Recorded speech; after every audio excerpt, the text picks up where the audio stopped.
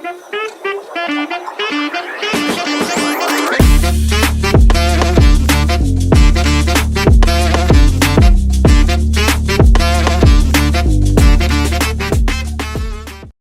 back to the Community Corner podcast, where we explore the companies in the S500 through the lens of behavioral finance. I'm Arnav. And I'm Nikhil. Today, we're focusing on At&t, one of the largest telecommunications and media companies in the world, providing services ranging from wireless communications to digital entertainment. We'll be discussing how behavioral finance impacts their decision-making, diversity and inclusion efforts, adaptation to different markets, and how they compare to other companies in the industry. Let's get started. It has been a major player in telecommunications for decades, but from a behavioral finance perspective, how do biases like status quo bias and the endowment effect influence their decision-making, especially in areas like network infrastructure and content acquisition? Status quo bias is particularly relevant to At&t's approach, especially given the company's long history and established market position in telecommunications. The company's emphasis on maintaining its extensive network infrastructure and customer base can lead to a preference for incremental improvements rather than pursuing more radical changes or innovations. This bias towards the status quo helps At&t maintain its leadership position in the industry but can also slow its ability to adapt to rapidly changing technological landscapes or competitive pressures. The endowment effect also plays a significant role, particularly in how At&t values its existing assets, such as its network infrastructure and media content.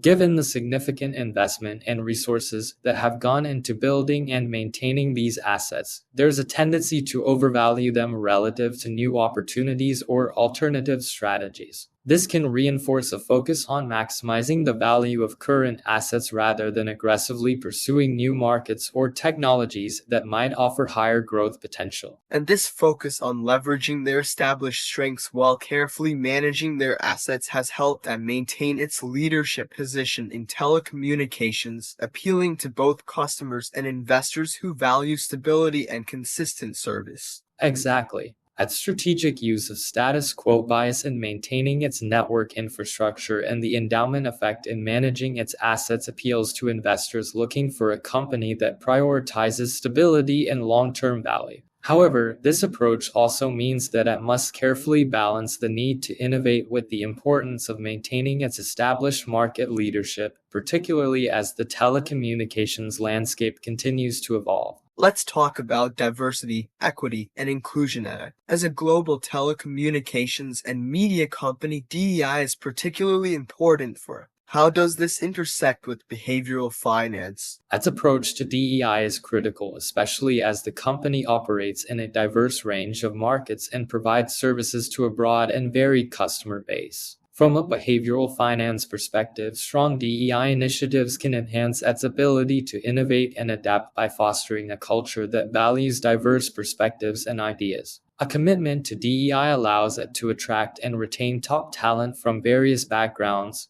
which is essential for maintaining its competitive edge in the telecommunications and media industries. For investors, At&t's focus on DEI can signal that the company is socially responsible and aligned with modern societal values, which can enhance its reputation and appeal to ESG-focused investors. Additionally, DEI efforts can help At&t build stronger relationships with customers, partners, and communities, which is vital for long-term success in the global market. Investors are increasingly considering DEI when evaluating companies, especially in telecommunications and media, where the ability to serve diverse audiences and foster innovation is critical to long-term success. That's right. By embedding DEI into their corporate culture and service delivery strategies, At&t not only improves its ability to serve a broad range of customers but also strengthens its market position and attractiveness to socially conscious investors. Moving on to global markets, At operates in numerous countries, providing telecommunications, internet, and media services to millions of customers worldwide. How does the company adapt to different markets, and what role does behavioral finance play in this? Its global strategy involves tailoring its services and offerings to meet the specific needs and regulatory requirements of different regions while maintaining its core focus on network quality and customer experience. From a behavioral finance perspective, this adaptability is crucial for managing the risks associated with operating in diverse markets.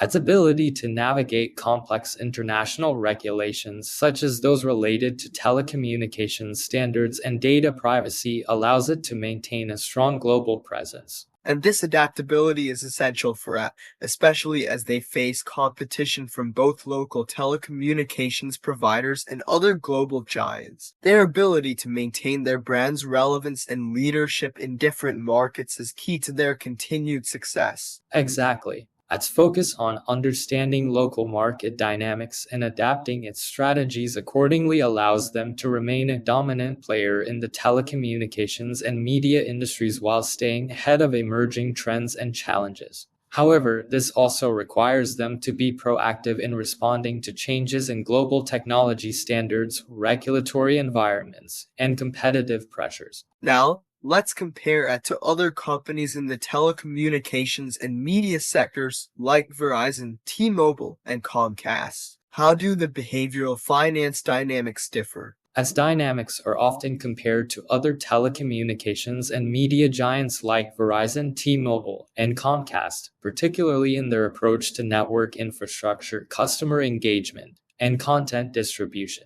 Its strength lies in its diversified portfolio, which includes both telecommunications and media assets, appealing to investors looking for a company that is well-positioned across multiple sectors. Verizon, with its focus on network quality and 5G deployment, appeals to investors interested in a company that prioritizes cutting-edge telecommunications technology. T-Mobile, known for its aggressive pricing strategies and customer-centric approach, attracts those looking for a company that emphasizes customer growth and market disruption. Comcast, with its strong presence in both cable and internet services, appeals to investors interested in a company that balances media distribution with broadband services. Its behavioral finance dynamics are shaped by its reputation for network reliability, strong customer relationships, and global adaptability, making it an attractive option for those seeking stability and growth in the telecommunications and media industries.